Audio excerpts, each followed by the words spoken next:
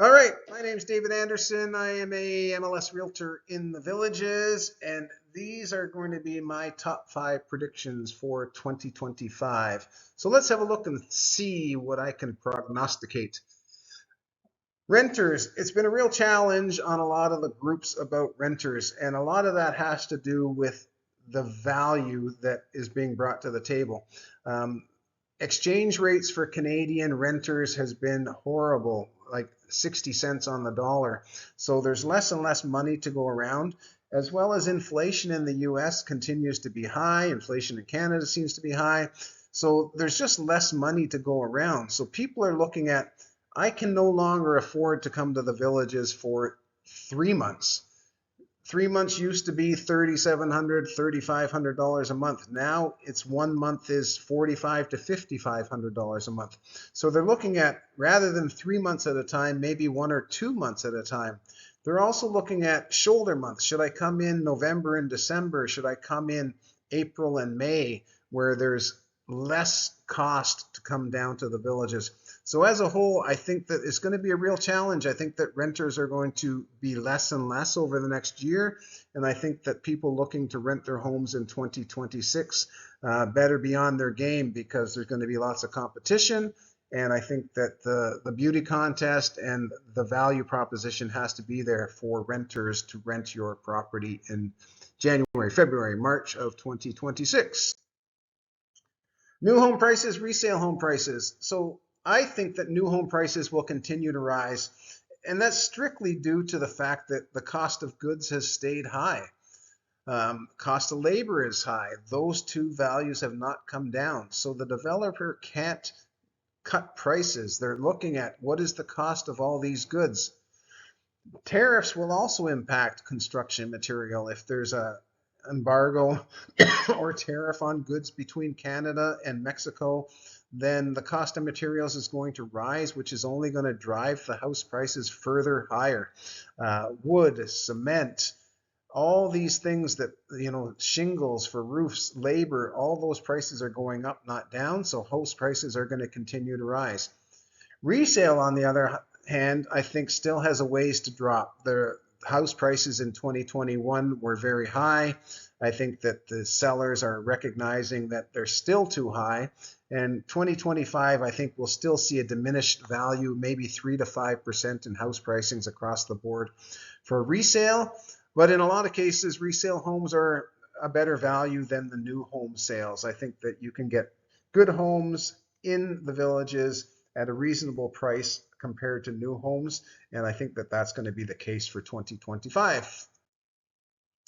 Investors, it's a challenge. Mortgage rates continue to stay elevated.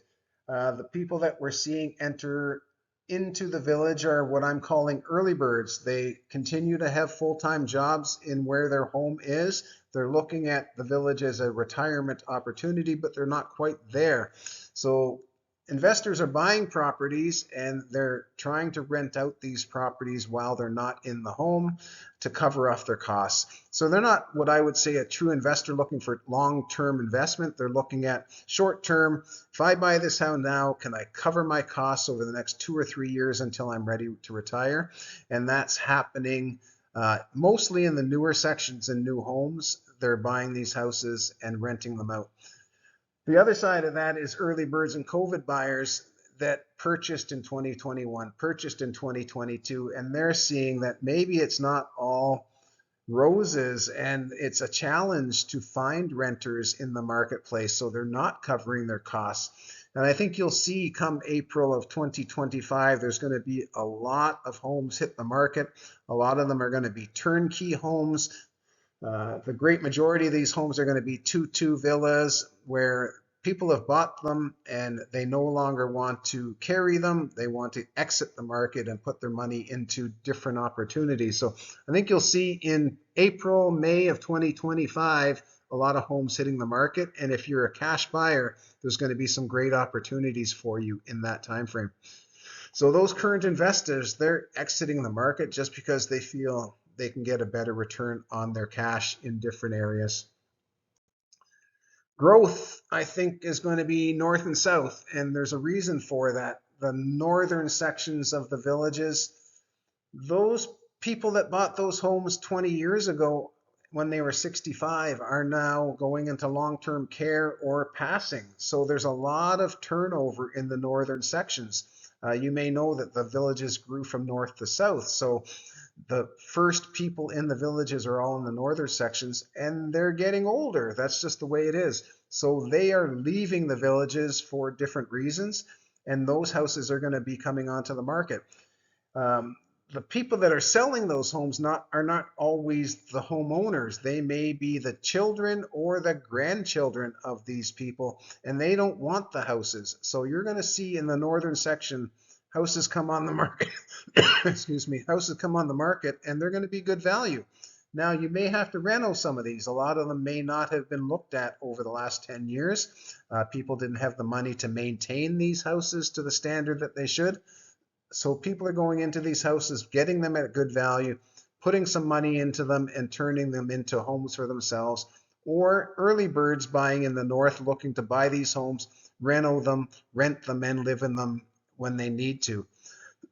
In the south end, especially around the Eastport area, it's new and shiny. These are the villages that the villages agents are selling, and it's going to be a great area to purchase in. Appreciation is going to be good, and Eastport is going to be great. So north and south, I think, are the biggest growth areas in the villages. The middle section between the sixes, I think, is going to be pretty safe bet. It's always been a great area, but growth north and south, that's what I predict. Eastport is going to be the new crown jewel of the villages. Uh, Eastport is being built like no other square. It's going to be built for people to bring in competition. There's going to be dragon boat races. There's going to be beach volleyball competition. There's going to be teams coming into the villages, and it's going to be a highly rated entertainment area and sports facility area.